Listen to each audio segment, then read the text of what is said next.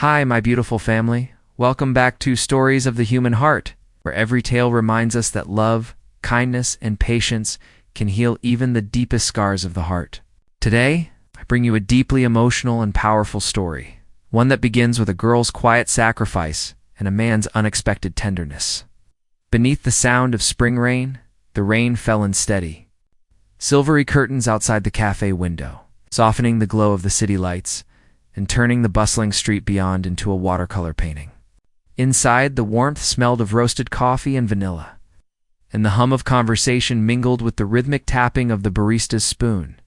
At a corner table, Elena Brooks sat with her fingers curled around a cup that had long gone cold. She stared at the swirling surface of her coffee as though she could find answers there, her reflection wavering like her thoughts. The letter in her bag felt like a stone pressed against her ribs, a notice of eviction, the latest in a series of misfortunes that seemed to chase her, no matter how hard she tried to stay ahead. Her mother's medicine bills had mounted faster than her wages as a part-time editor could cover them. And today, the bookstore that had been her refuge since college had announced it would be closing. Next month, she didn't notice the man standing near the counter until the low timbre of his voice reached her, smooth yet firm like a cello's note cutting through the noise. When she looked up, she saw him, Adrian Hale, though she didn't know his name yet. He stood tall, effortlessly composed, in a charcoal gray coat tailored with precision. There was a quiet gravity about him, the kind that drew attention without demanding it. He ordered black coffee with no sugar, then turned slightly, his gaze drifting across the cafe until it met hers. For a heartbeat, Elena forgot how to breathe. His eyes were the kind that held storms behind them, gray with a touch of blue, watchful, assessing, almost as if he could see the thoughts she tried so hard to hide. When he approached her table, she instinctively straightened. "This seat taken?" he asked, voice calm but courteous. She shook her head, unsure why a man like him would want to share a table with someone like her. He thanked her softly and sat down, setting his cup down with the same precision that marked his every movement. For several minutes, neither spoke, the silence somehow comfortable rather than awkward. Then, noticing the letter poking slightly from her bag, he said quietly, "You look like someone trying to solve an impossible equation." His words startled her into a nervous laugh. "Something like that," she admitted. "That was how it began, not with grand gestures or fireworks, but with an unexpected moment of empathy between two strangers." Over the next 20 minutes, they talked about small things, the rain, her favorite books, the smell of old pages, and how it reminded her of safety. Adrian listened more than he spoke, occasionally tilting his head as though memorizing the shape of her words. When he finally rose to leave, he handed her his business card, embossed in silver, simple, bearing only his name and a number. "If you ever need a job," he said, "call this. I'm looking for someone who still believes stories matter." And with that, he was gone, leaving behind the faint scent of cedar and rain. Elena didn't call right away. She kept the card tucked in her drawer for almost a week, telling herself that men like him didn't mean such things, that billionaires didn't hire desperate girls with trembling hands and sleepless eyes. But the morning her landlord came knocking again, her mother's health took another downturn, desperation overpowered pride. She dialed the number with shaking fingers. The voice that answered was the same calm, deep tone she remembered, though she could hear the faint surprise in it when she introduced herself. "Miss Brooks," he said, "I was beginning to think you'd lost my card." She heard herself laugh weakly. "I almost did." "Good thing you didn't," he replied. "Come by my office tomorrow at 10. Bring whatever work samples you have. I think we can help each other." The next morning dawned clear. The rain swept away but leaving the streets shining like polished glass. Hale Tower loomed over downtown like a monument of glass and steel, its mirrored surface reflecting the clouds. Inside, the lobby gleamed with marble floors and soft instrumental music. Elena felt small in her thrift store blazer, clutching her folder of editing samples as she approached the reception desk. But before she could lose her nerve, a young assistant appeared and led her to the top floor. The elevator doors opened into a space that took her breath away, an office that looked more like a penthouse, with floor-to-ceiling windows overlooking the skyline. Adrian stood by the window, hands in his pockets, back to her. the sunlight catching the edge of his profile as he turned. "I'm glad you came," he said simply. He motioned for her to sit, and as she did, she couldn't help but notice how his desk was covered not just in contracts and blueprints, but also manuscripts, printed drafts marked with red ink, and sticky notes. "I wasn't exaggerating," he said, catching her glance. "I own Hale Media Group Publishing, film rights, and a few smaller projects. I've been reviewing a proposal for a new division focused on independent authors. I need an editor who understands the heart behind words, not just grammar. I think you might be that person." His tone was businesslike. Yet there was something underneath, the curiosity, a quiet sincerity. The interview turned into a conversation, and before she knew it, an hour had passed. When he offered her the position, Elena's voice wavered with disbelief. "You're hiring me?" Just like that. Adrian smiled faintly. "You underestimate what honesty looks like when I see it." Oh. Days turned into weeks. Elena learned quickly, reviewing manuscripts, coordinating with authors, staying late to meet deadlines. Adrian was demanding but fair, his expectations high yet never cruel. He pushed her to believe in her own skill, and slowly she began to see herself differently. What surprised her most was how human he was beneath the polished exterior. Late one night, when they were both still in the office, she caught him staring at an old photograph. A woman with soft eyes holding a little boy near a carousel. "My mother," he said, when he noticed her glance. "She used to tell me stories about how buildings could have memories. I think that's why I build so much. I keep trying to find her voice in the walls." There was no arrogance in his voice then, only quiet grief. That moment changed something between them. After that, their conversations slipped beyond business into softer territory, favorite poems, childhood fears, dreams that still felt too fragile to name aloud. One evening, as the city outside turned gold beneath the setting sun, Adrian looked at her and said, "You remind me that kindness isn't weakness." I'd forgotten that. Elena felt warmth spread through her chest, and for the first time in years, hope didn't feel dangerous, but life, as always, had its storms. When Elena's mother was rushed to the hospital a month later, the bills once again loomed like thunderclouds. She tried to hide it, working late, pretending everything was fine, but Adrian noticed the shadows under her eyes. One evening, he called her into his office and said quietly, "I know you're struggling. Let me help." She immediately shook her head, pride and fear battling inside her. "I can't accept money from you," she said. "I don't want to owe anyone." His gaze softened. "It's not about owing. It's about not carrying the world alone." She left that night torn between gratitude and confusion, unaware that Adrian had already made arrangements with the hospital under her mother's name, quietly, anonymously, ensuring she would never know. The next morning, when the doctor told her the bills were covered, Elena sat on the bench outside and wept in silence. She suspected who had done it, but when she confronted Adrian, he simply said, "You once told me every story needs a second chance. So does every life." From then on, something unspoken blossomed between them, a connection built not on wealth or appearances, but on small acts of grace. Adrian began inviting her to join him for lunch meetings, for late-night editing sessions that somehow turned into shared laughter and soft silences. The rumors around the office started, of course, whispers about the billionaire and his quiet editor, but Adrian ignored them all. He treated her with the same respect in public as in private, though sometimes, when he thought she wasn't looking, his gaze lingered on her a heartbeat too long. One evening, as they stood together on the rooftop terrace after a long day, the wind tugging at her hair, Elena turned to him and asked softly, "Why do you do all this? You could have any employee, any woman in the world, but you keep showing up for me." He looked at her then, really looked, as if searching for words he hadn't spoken in years. "Because you remind me what it feels like to be seen," he said finally. "And because when I see you, Elena, I remember that even broken things can shine." The city lights flickered below them, the air between them charged with the unspoken. And as the first drops of rain began to fall once more, gentle, steady, cleansing, Elena realized that maybe this was how love truly began, not with fireworks, but with quiet promises made beneath a sky that had seen it all. Asterisk, asterisk. The walls began to crumble. The following weeks unfolded like pages of a book neither of them had meant to start reading, yet could no longer put down. The rain of early spring had given way to the trembling warmth of summer, and sunlight now spilled across the city like honey over glass.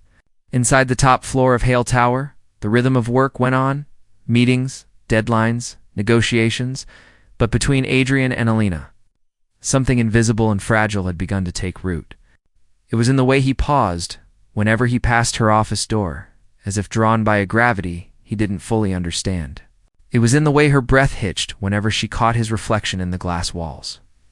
Sunlight outlining the sharp planes of his face before he turned away. They didn't speak of it, not yet.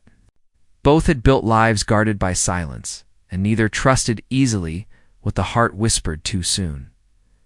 One late evening, when most of the staff had left and the corridors echoed with the soft hum of distant elevators, Alina was still at her desk, bent over a stack of manuscripts. Her reading glasses had slipped to the tip of her nose, and a strand of hair had come loose, brushing her cheek as she scribbled notes in the margin. The office lights were dim, the city below glowing in a sea of orange and silver. She didn't notice Adrian standing in the doorway until he spoke. "You work harder than most of my department heads," he said quietly, amusement softening the usually firm edge of his voice. She looked up, startled, then smiled tiredly. "Maybe I'm just trying to prove I deserve the job." He walked closer, the faint scent of rain and cedar following him as always. "You've already proved that a dozen times over," he said. "You just don't seem to believe it." He leaned against her desk, his gaze falling on the manuscript she was marking. "Good story?" he asked, and she shook her head with a rueful smile. "Too polished, too perfect. The characters don't make mistakes. They don't bleed. Readers don't want marble statues. They want someone who hurts the way they do." Adrian tilted his head, watching her as though her words were more revelation than critique. "You think pain makes us real?" She hesitated, fingers tightening around her pen. "I think pain reminds us that we're alive," she said softly, "and that surviving it can be its own kind of beauty." For a long moment, he said nothing. Then, in a voice so low, it almost blended with the hum of the city below, he murmured, "Maybe that's why I can't stop watching you work." The words hung between them like an exposed heartbeat. Elena's throat went dry. She looked down quickly, pretending to read, though the lines on the page blurred before her eyes. Adrian straightened, clearing his throat, the composure returning to his face. "You should go home, Miss Brooks," he said, though his tone had gentled. "You've done enough for tonight." She nodded and began to gather her things, her pulse a flutter of confusion and unspoken things. As she slipped her notebook into her bag, he added quietly, "I'll walk you to the lobby." She wanted to protest that it wasn't necessary, but something in his tone made her simply nod. They rode the elevator in silence, the soft music mingling with the faint hum of electricity. The world outside the glass walls seemed distant, as though they stood between realities, one of light and responsibility, and another of uncertain, blooming emotion. When the doors opened to the marble lobby, Alina turned to thank him. "You don't have to see me off every time," she said, trying to smile. Adrian's gaze held hers, steady and unreadable. "I know," he replied, "but sometimes it feels right to make sure the people who matter get home safe." She froze at the word matter, unsure if he even realized he'd said it. He gave a small nod, then stepped back, letting her go. She walked into the night, the sound of rain beginning again as if the sky itself had been listening. Over the next few days, Alina tried to bury herself in work, but the air around her seemed to hum with awareness. Adrian, too, appeared quieter than usual, his usual meetings shorter, his tone softer when addressing her, his eyes lingering longer than before. The unspoken current between them grew heavier, and yet neither crossed the invisible line. It was as though they both sensed that the slightest misstep could shatter something precious before it had even formed. Then, one Friday afternoon, the line blurred. A storm had rolled in unexpectedly, fierce and wild. The city darkened under the weight of thunderclouds, and the windows of Howe Tower streaked with rain. Most employees left early, but Adrian remained in his office, reviewing last-minute contract proposals. Alina stayed too, half out of duty, half out of the quiet reassurance she felt knowing he was there. When the lights flickered and the rain turned to a downpour that drowned out the sound of traffic below, she gathered her courage and walked to his door. "It's getting bad out there," she said softly. "You should head home before the roads flood." Adrian glanced up, the faintest of smiles tugging at his lips. "I could say the same to you," she shrugged. "I don't have a driver waiting downstairs like you do." He studied her for a moment, then stood and grabbed his coat. "Then I'll drive you," she protested at first, but he was already holding the elevator door open. The car was sleek and silent, gliding through the rain-washed streets like a shadow. The city lights blurred through the windshield, and for a while, neither spoke. Then as they passed a small park, she said quietly, "You ever wonder what you'd be doing if your life had gone differently?" Adrian's hands tightened slightly on the steering wheel. "Every day," he admitted. "My father taught me that control is everything, that showing emotion is weakness. I spent years believing him. I built this empire trying to prove I didn't need anyone, but lately—" He trailed off, then looked at her. "Lately, I'm starting to think he was wrong." Her heart thudded painfully. She wanted to say something, anything, but before she could, lightning split the sky, and the sound made her flinch. Adrian noticed instantly. "You're afraid of storms," he said softly. She tried to smile. Childhood thing. "It's silly." Without thinking, he reached over and turned off the radio, letting the sound of rain fill the car instead. "Not silly," he said. "Fear is just memory's echo." They drove in silence the rest of the way. When they reached her apartment building, he pulled over and looked at her through the dim light. "Stay dry," he said gently. She nodded, gripping the handle, but her voice faltered. "Thank you. For everything. For not treating me like a charity case." His eyes softened. "I'd never insult you with pity, Elena. You've earned your place beside anyone, including me." The words warmed her in a way the blanket of her small apartment never could. Days turned into nights. Their connection deepened in quiet. Steady ways through shared glances, unguarded laughter. In the occasional text that simply read, "You left your notebook again," it was as though they had built their own language out of subtlety and silence. Yet beneath it all, both sensed that something larger was waiting. Something that could either lift them higher or tear apart the fragile piece they'd found. That moment arrived sooner than either expected. One crisp morning, a board meeting gathered in the glass conference hall. Alina wasn't supposed to be there, but she had been called in to take notes for the quarterly report. The air was tense, the directors whispering about an upcoming merger. Halfway through the meeting, a woman entered, tall, poised, and dressed in a crimson suit that commanded attention. Victoria Langford, one of the company's legal advisors, and as rumor had it, someone from Adrian's past. Her gaze flicked briefly to Alina, then lingered on Adrian with a smile that spoke of familiarity. "It's been too long, Adrian," she said smoothly, taking a seat across from him. "You're still running this empire like a fortress."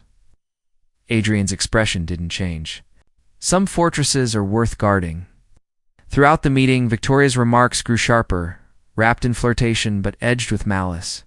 She questioned Adrian's decision to fund the independent publishing division, hinting that it was emotionally motivated and financially reckless.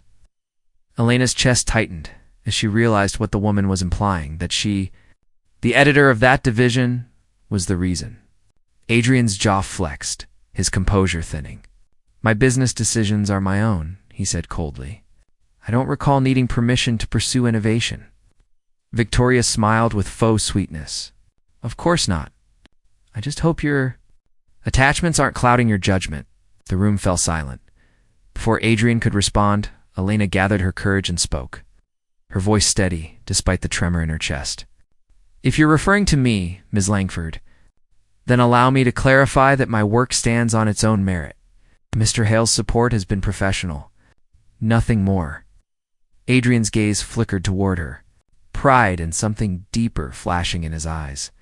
Victoria's smirk faltered, just for a moment before she turned back to her papers. The meeting resumed, but the air had shifted. After it ended, Alina hurried out, cheeks burning. She knew she hadn't done anything wrong, but her heart pounded with a storm of feelings she couldn't name anger, fear, and something that felt dangerously close to longing. As she stepped into the elevator, a voice stopped her. "Wait." She turned to see Adrian striding toward her, his usual calm replaced by quiet intensity. When the doors closed, sealing them in the quiet hum of motion, he said, "You didn't have to defend me." "I wasn't defending you," she said, her voice trembling. "I was defending myself. And what we've built." His eyes softened. "Then thank you. For both." For a long moment, they stood in silence, the air thick with unspoken emotion. Then, as the elevator chimed and the doors opened, Adrian took a step closer, his voice barely a whisper. "Don't ever let anyone make you feel small again. Alina, you're the strongest person in this building, even when you don't see it." Before she could respond, he turned and walked away, leaving her heart racing and her thoughts in chaos. That night, Alina stood by her apartment window, watching the rain return once again, gentle and unrelenting. She thought of his words, of the quiet way he carried his loneliness, of the hidden kindness beneath the layers of control and wealth. She realized then that somewhere between coffee cups, storms, and shared silences, she had begun to fall for him, not the billionaire the world saw, but the man who still looked for his mother's voice in the walls of his buildings.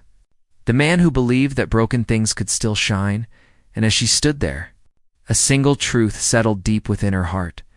Love, real love, wasn't loud or rushed. It was steady. It was patient. It was the soft promise whispered beneath the sound of spring rain. The kind of promise that could change to lives forever. Asterisk. The heart remembers its voice. Summer slipped into a quieter rhythm, the kind that hums beneath the surface of ordinary days. And yet, in that calm, Alina felt the subtle turning of fate's wheel. The storm that had shaken the company boardroom weeks earlier had not only revealed the cracks in Adrian's carefully constructed world, but also the courage that had begun to bloom in hers. Since that meeting, something had shifted, not in words, but in the way their eyes found each other across rooms crowded with polished executives and glass walls. The distance between them had become charged with something fragile and sacred, an understanding that neither could yet name aloud. Every morning when she entered the office, Adrian would already be there, sleeves rolled, his eyes distant over some report, but the faintest smile would touch his lips when she said good morning. It was a small ritual, a soft thread weaving through the hours of deadlines and signatures, grounding them in something human amid all the steel and ambition surrounding them. One afternoon, as the sky gathered a thin veil of clouds over the city, Adrian called her into his office. He was standing by the window, his reflection caught between light and shadow, looking less like the commanding figure of Hale Media Group and more like a man carrying too many memories. "We're hosting a charity gala next weekend," he said after a long silence, his tone neutral, but his eyes searching hers. "It supports educational grants for underprivileged writers, something my mother once dreamed of creating. I'd like you to attend, not as my employee, but as my partner in the foundation." The request startled her. She opened her mouth to protest, but the quiet sincerity in his voice stopped her. "It would mean a lot," he added. And something in the way he said it made her realize this wasn't just another corporate event. It was personal, a bridge to a past he rarely let anyone see. That evening, she stood before the mirror in her small apartment, adjusting the soft folds of a midnight blue gown she had borrowed from a friend. The reflection staring back at her didn't look like the woman who used to hide behind secondhand blazers and unpaid bills. It looked like someone rediscovering her worth. When she arrived at the gala, the ballroom shimmered with light, crystal chandeliers scattering stars across polished floors, music swelling from a live orchestra. Adrian was waiting near the entrance, and when he saw her, the world around him seemed to still. He walked toward her slowly, his gaze steady, the faintest hint of awe softening the sharpness of his features. "You look," he began, then stopped, exhaling as if words had failed him for once. "You look like a story I don't want to end."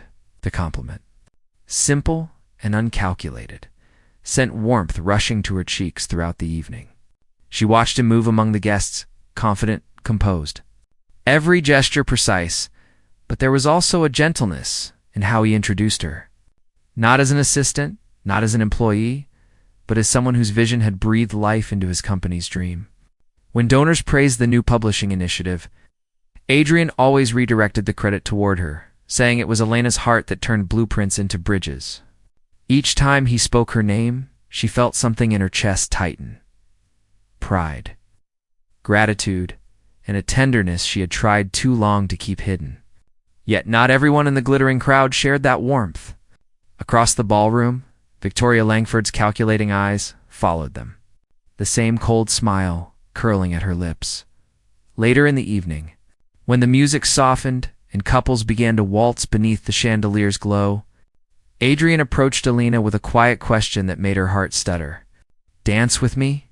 She hesitated, not because she didn't want to, but because she feared the closeness, the way it might unravel all the careful boundaries she had built.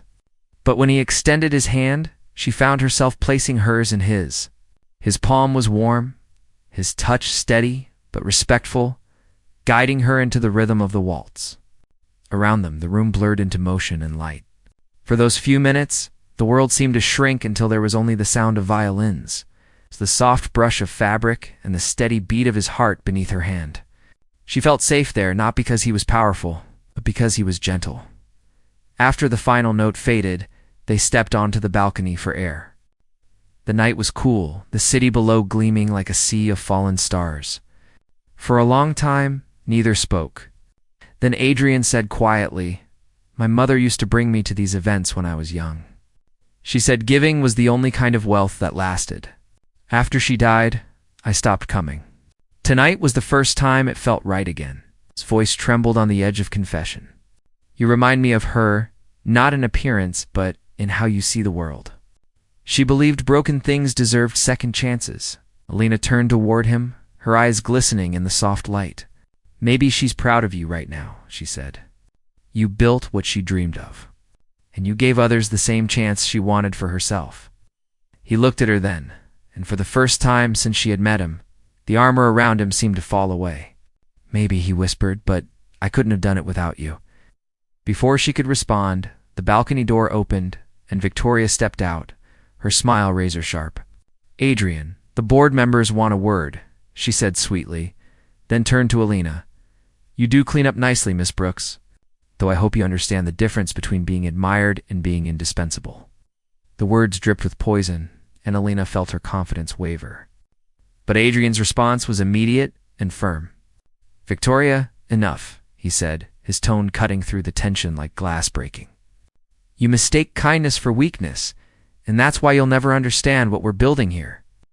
His hand found Elena's briefly, a silent reassurance before he walked back inside to greet the guests. When the night finally ended, the rain returned, soft, persistent, almost forgiving. Adrian insisted on driving her home again, and the silence between them felt heavier than before. Weighted with all that had been said and all that had been restrained, as the car idled outside her apartment, he turned to her, his gaze steady yet uncertain. "Elena," he began, "there's something I should tell you." She looked at him, waiting. "When I first offered you that job, I told myself it was business, that I saw your potential and nothing more. But somewhere along the way, you became the one person I trust more than anyone, and that scares me." His confession hung in the air, raw and unguarded. She felt her breath catch. "Why would it scare you?" she asked softly. "Because," he said, his voice breaking the quiet like a heartbeat, "I've spent my life building walls to protect what was left of me, and every time you smile, I feel those walls start to crumble." He looked away, almost ashamed of the vulnerability in his words. "I don't know how to do this, Elena. I don't know how to care without losing control." For a moment, the only sound was the rain tapping against the windshield. Then she said, barely above a whisper, "Maybe love isn't about control. Maybe it's about learning that it's safe to let someone see you." He turned toward her eyes, searching hers for something he couldn't name. "And if I hurt you?" he asked, voice trembling with sincerity. She smiled faintly, a tear slipping down her cheek. "Then at least I'll know it was real." That was the moment he reached out, not to pull her close, but to take her hand, holding it with the reverence of someone touching something sacred. "You make me want to be better," he said simply. "And you already are," she replied. When she stepped out of the car, the rain washed over her shoulders like a benediction. She watched as his taillights disappeared into the mist and felt an ache deep in her chest, not the ache of longing, but of becoming. For the first time, she wasn't the girl holding her breath, waiting for life to be kind. She was living it, messy, uncertain, but real. Inside her apartment, she sat by the window, listening to the rain, and whispered to herself, "Maybe this is what healing sounds like." Across the city, Adrian stood alone in his office, the skyline reflected in the glass behind him. His mother's photograph in his hand. "She makes me remember you," he said softly to the empty room. "She makes me believe again." As the rain fell over the sleeping city, both of them, the billionaire who had forgotten how to feel and the woman who had learned to forgive life, found themselves on the edge of something neither had expected. The quiet beginning of forever, asterisk shadows beneath the light. The days that followed seemed gilded in a kind of golden stillness. The fragile calm that comes before life quietly rearranges its pieces.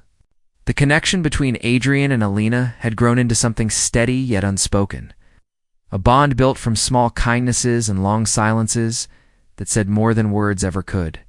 But beneath the calm surface of those late summer mornings, an old unease stirred the weight of things left unsaid, of truths waiting for the right moment to reveal themselves. Alina felt it in the way Adrian's expressions sometimes darkened when he thought she wasn't looking, in the way his phone calls became quieter, longer, laced with tension. He was a man used to carrying the burdens of entire empires on his shoulders. But lately she sensed that what haunted him wasn't business at all. It was personal, something that reached far beyond glass towers and board meetings. One evening, as twilight bled into the skyline and the last of the employees drifted out of Hale Tower, Adrian remained in his office. Leaning against the window with his tie loosened and the city lights reflected in his eyes, Alina entered quietly, holding a set of manuscript proofs, but stopped short when she saw the expression on his face, distant, almost haunted. "You're still here," she said softly. He turned toward her, and for a heartbeat the polished mask of control fell away. "I needed to think," he replied, his voice low. She hesitated, then set the papers down and approached.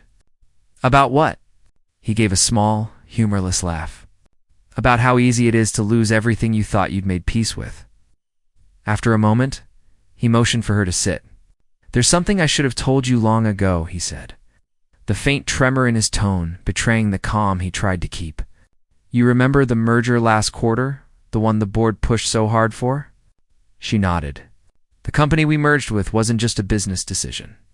It was a strategic move to cover debts my father left behind before he died." He paused, exhaling as if the confession cost him air. "What most people don't know is that those debts weren't financial. They were moral. My father made promises to investors, to employees, to people he used, and when he died, the consequences fell on me. Every deal I've made, every tower I've built, has been an attempt to make amends for his choices." Lena listened, her heart aching as she watched the man who seemed unshakable now unravel piece by piece. "You don't have to carry his mistakes," she said gently. He shook his head. "Don't I? Every time I look at the Hale logo, I see his name, not mine. Every success feels borrowed." He turned away, his hands tightening against the glass. "And then you came along, someone who believed in building for the sake of beauty, not profit. And for the first time, I wondered if redemption was possible." His words left her breathless. "Adrian," she whispered, "you've already redeemed yourself. You gave opportunities to people who never had them. You've turned pain into purpose." He met her gaze, the storm in his eyes softening. "And what if I told you that without you, I would never have tried?" The silence that followed was heavy, but tender, like the stillness between lightning and thunder. Then, breaking it gently, Alina reached out and took his hand. "Then I'd tell you that's how love begins, when two broken stories learn to share the same ending." Her touch grounding him in a way nothing else ever had. For the next few days, things between them shifted in subtle ways. They no longer danced around their feelings. Instead, they moved within them. Quiet smiles, lingering glances, the warmth of shared coffee in the morning sunlight. Yet, as always, the past has a way of finding its moment. One afternoon, Alina was sorting through old archives in the media storage room when she stumbled upon a folder marked Halle Legacy Private Correspondence. Curiosity tugged at her, but she hesitated. She knew it wasn't her place, yet something in her heart urged her to understand what truly haunted him. She opened the folder, expecting dry financial statements, but instead found letters written in Adrian's father's hand, brittle with age. One in particular caught her breath. To my son, if you've ever read this, know that I did what I must. I made choices that destroyed others so that you could inherit something unbroken. Forgive me, but I know you never will. The words trembled in her hand like ghosts. When she looked up, she found Adrian standing at the doorway, eyes shadowed. For a long moment, neither spoke. Then he said quietly, "You weren't supposed to see that." She started to apologize, but he shook his head. The pain etched deep into his face. "It's all right. I've been running from that letter for years." He walked closer, stopping just before her. "He left me a legacy of guilt, Alina. Every decision I've made has been a war between wanting to be better than him and fearing that I never will be." She met his gaze, her voice trembling with conviction. "You already are better. You carry his sins, but you live by your own heart. That's what makes you different." Adrian looked at her as though trying to believe it, but before he could speak, the sound of footsteps interrupted them. Victoria appeared in the hallway, arms crossed, her tone laced with venom. Touching. The heiress of compassion comforting the guilty prince. Adrian's expression hardened instantly. "This isn't your concern, Victoria," she laughed softly. "Oh, but it is. You think you can hide sentiment behind philanthropy? You've forgotten the first rule of business, Adrian. Feelings are liabilities." Stepped forward, his voice cold steel. "Then maybe I'm ready to stop doing business your way." She smirked. "Be careful, Adrian. Love makes men weak. It made your father desperate. Don't repeat his mistakes." With that, she turned and walked away, her heels echoing like the closing of a door. When the echo faded, Adrian exhaled shakily, the anger giving way to exhaustion. Alina touched his arm gently. "She's wrong," she said. "Love doesn't make you weak. It teaches you to fight for something worth saving." He turned toward her, his expression raw. "You really believe that?" She nodded, her eyes unwavering. "Completely." For a moment, he just stared at her, as if memorizing every curve of her face, every truth in her eyes. Then, quietly, he said, "Then maybe it's time I stop hiding." That night. As rain swept once again across the city, Adrian asked Alina to meet him at the library on the top floor, the sanctuary she had come to love since the day he first revealed it. When she arrived, she found him standing by the shelves, the soft glow of lamps turning the books into golden sentinels around them. "When I built this room," he began, "it was to honor my mother's dream, a place where stories could live forever. But now I realize it's also where mine began to heal." He reached for a leather-bound volume resting on the desk. Inside it was a set of architectural sketches, not of skyscrapers, but of a smaller building, warm and inviting. "This," he said, placing the book in her hands, "is what I want to build next. A public library and writing center in her name. But I don't want it to be mine alone. I want it to be ours. You'll oversee the restoration, the literary programs, everything. It's time we built something that gives back what life once took." Tears filled her eyes, but she smiled through them. "Adrian, this is—" she began, unable to finish. He stepped closer, his voice a whisper. "This is the beginning of everything I never thought I deserved." She looked up at him, heart pounding, and said softly, "And everything you do deserve." For a long moment they stood there, surrounded by the scent of old paper and rain, the world outside fading into nothing but the steady rhythm of their breathing. Then, as if guided by something greater than words, Adrian reached out, brushing a strand of hair from her face.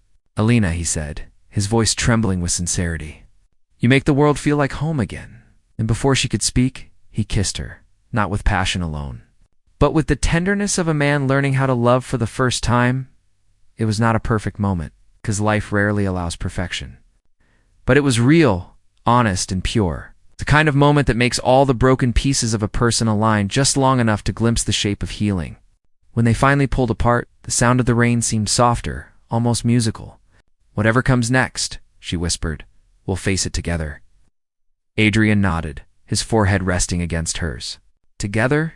he promised. And as the storm outside began to fade, both of them knew that the past could no longer hold them prisoner.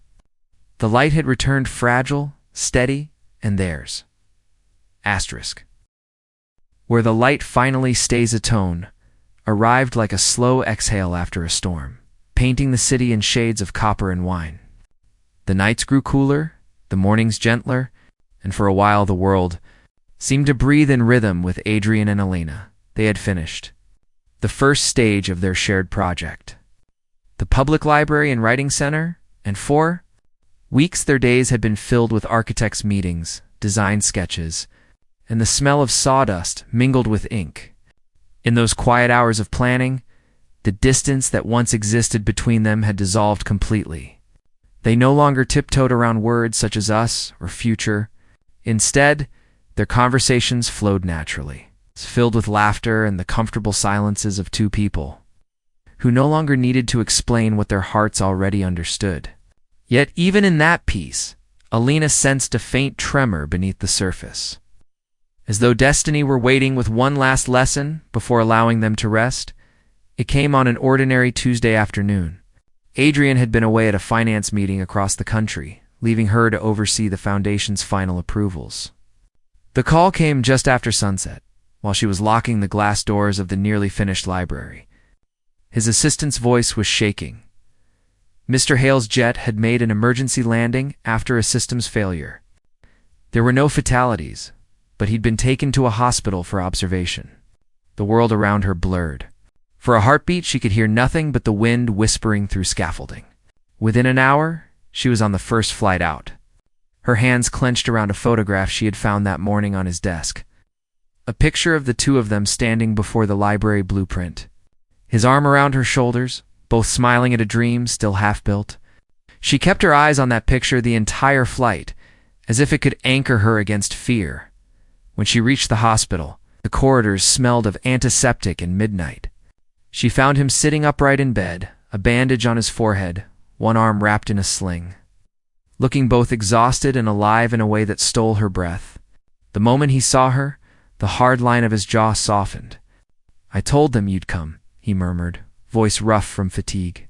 She crossed the room without thinking, taking his uninjured hand in both of hers. "You scared me," she whispered. He smiled faintly. "Apparently the universe thought I needed another reminder not to take things for granted." Tears burned her eyes. "If anything had happened," he stopped her with a gentle squeeze.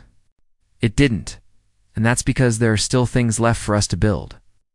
For the next few days, she stayed by his side, reading aloud manuscripts to distract him from the pain, watching him sleep beneath the soft hum of monitors.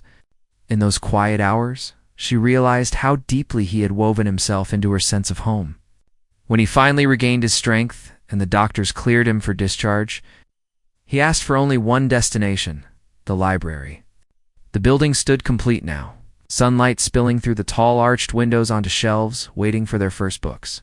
Workers paused as they entered, and for a long moment Adrian simply looked around, breathing in the scent of wood and promise.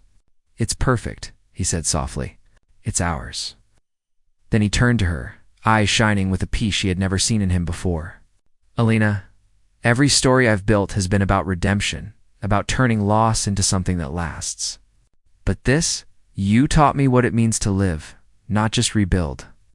He led her to the center of the atrium where a marble plaque waited beneath a sheet of cloth. When he pulled the cover away, her breath caught.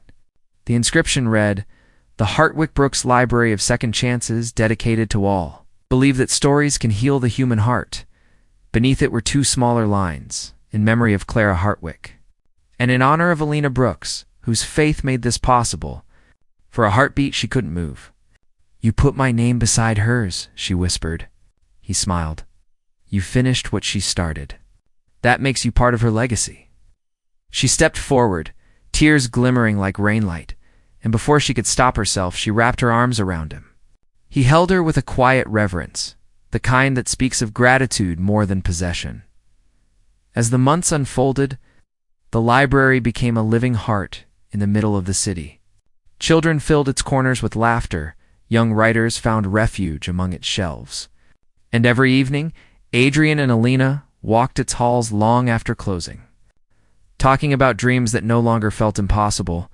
The board that once doubted him now praised his vision, but he no longer seemed to care about their approval. What mattered was the light that fell across Elena's face when she opened a restored volume, or the way her voice softened when she read aloud to the students who gathered for workshops. For the first time in his life, Adrian understood that success, measured in compassion, weighed far more than wealth ever could. On the anniversary of the library's opening, the rain returned, soft, rhythmic, the same melody that had played through every chapter of their story. They stood by the tall windows, watching droplets trace paths down the glass. "Funny," she said, "how it always rains when we begin again?" He looked at her, eyes filled with quiet wonder. "Maybe it's the universe's way of blessing us," she smiled, "or reminding us that even storms can be beautiful." He reached for her hand, interlacing their fingers, his voice gentle but certain. "Whatever comes next, I don't want to face it alone." She met his gaze, the glow of the library's lamps reflecting in her eyes. "You never will," she said. And for once, he believed it completely. That night, after the guests had gone and the last lights were dimmed, they lingered beneath the great dome of the reading hall. Outside, the rain whispered against the glass roof, the sound steady and comforting. Adrian looked around at the rows of books, at the building that had risen from memory and forgiveness, and then back at the woman beside him. "You gave me back my faith," he said quietly. "You showed me that love doesn't erase pain. It transforms it," she smiled through tears. "And you showed me that kindness isn't weakness. It's strength that never needs to shout." For a long while, they simply stood there, their shadows mingling on the marble floor, listening to the storm fade into the soft hum of night. Years later, people would still speak of the Hale Foundation's miracle project, how a billionaire rebuilt his empire around empathy, how a young editor turned grief into light. But the truest story remained unwritten in any ledger or article. It lived instead in the quiet moments they shared, the morning coffee brewed side by side, the letters they continued to collect from children whose lives the library had changed, and the annual tradition of walking through the city each first spring rain, hand in hand, smiling at how far they had come. For in the end, the promise Adrian had once whispered beneath that very rain had come true. He had said he would be gentle tonight and forever after, and he was, not just in love, but in the way he finally lived, with grace, with gratitude, and with a heart that had learned how to stay open. And so their story did not end in grand fireworks or tragedy, but in quiet light, two souls who had found in each other what every human heart seeks, a home that doesn't fade when the rain begins again. Asterisk.